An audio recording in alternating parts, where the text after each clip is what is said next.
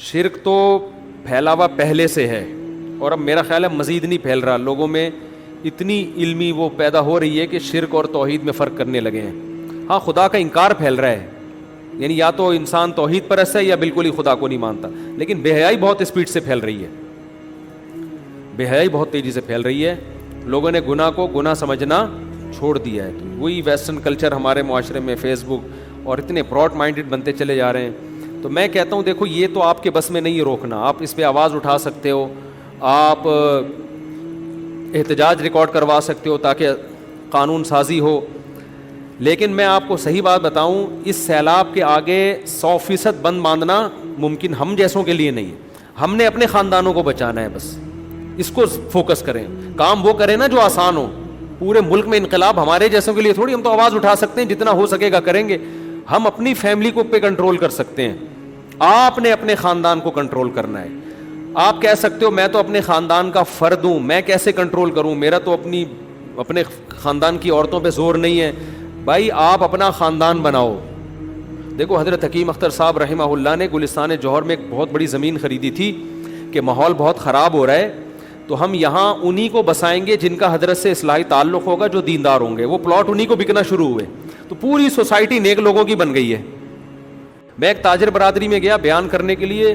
میں جب گیا ہوں تو ان کے دسترخوان پہ سارے لمبی لمبی داڑیاں ان کی, ساروں کے چہروں پہ ایک رونق, سب عورتیں پردہ دار. میں نے کہا یار اتنا بڑا خاندان آپ کا اور سارے ایک جیسے ہیں بھائی. انہوں نے کہا ہم نے اپنے بچوں کو خاندان سے باہر جانے کی اجازت نہیں دی, خاندان سے باہر شادی کی اجازت نہیں دی. جتنی کرنی ہے ساری خاندان میں. باہر سے مال آئے گا ہمارے خاندان کو کیا کرے گا, خراب. تو ساری بچیاں پردے دار ہیں, ساری بچیاں کنٹرول میں ہیں اور سارے بچے کنٹرول میں. لیکن یہ کام تاجر کر سکتے ہیں کیونکہ ان کا اتنا بڑا بزنس پھیلتا جا رہا ہے نا, تو اپنے بچوں کو بزنس میں ہی لگاتے رہتے ہیں. وہ تو بزنس بھی پھیل رہا ہے, نوٹ بھی دبا کے گھر میں آ رہے ہیں, باہر کے ماحول کا اثر وہ قبول نہیں کر رہے. ہاں جب بچے کی شادی ایک دم ٹائم پہ کر دیتے ہیں, بالغ ہوتے ہی, لڑکا لڑکی کی شادی بالغ ہوتے, جب تھوڑا میچور ہو جاتا ہے پھر اس کو باہر بھیجتے ہیں. بزنس کے لیے تو باہر جانا پڑتا ہے نا, پھر اس کو ایجوکیشن کی طرف بھی لگاتے ہیں. یار تو انگلش سیکھ لے, تو یہ کر لے, تو وہ کر لے, تو مٹھائی کی دکان پہ بیٹھ جا, تو چاول کی دکان پہ بیٹھ جا. سمجھتے ہو؟ تو آپ نے اپنے خاندان کو اب ایسے کنٹرول کرنا ہے. ماحول تو آپ کو نہیں کرنے دے گا. ایک تو رہتے کس جگہ پر ہیں, اڑوس پڑوس دیکھنا پڑے گا آپ کو. بہت زیادہ لبرلنٹی آپ کے پڑوس میں, آپ خود ہی کھسک جاؤ گے. بچوں کو کہاں سے روک سکو گے آپ؟ نہیں یاری سمجھ میں تو رہنے دو بھائی. تو آپ جو کنوارے چھڑے چھاٹ ہیں وہ اپنا خاندان اب خود بنائیں.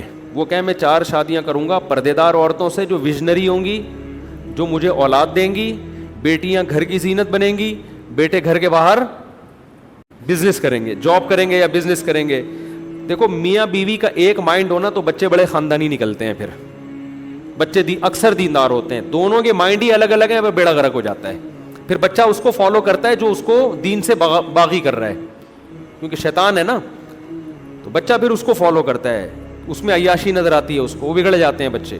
تو اگر آپ نے شادی کر لی کسی لبرل انٹی سے, بالکل آزاد ہیں, سلیو لیس کپڑے پہنتی ہیں, تو بیٹیاں کا بیڑا غرق پہلے سے آپ کا ہو گیا. جو بچہ مارکیٹ میں آئے گا تو سمجھ لو کہ آپ کے ماڈرن بچیاں پیدا ہوں گی, الا ماشاء اللہ. پھر آپ ان کو دین پہ نہیں لا سکتے. پھر وہ جائے گی بوائے فرینڈ ہے میرا, یہ میرا بوائے, ڈیڈی پاپا کیا ہوتا ہے اس سے, آپ پاپے کھائے میں جا رہی ہوں بیٹھ کے.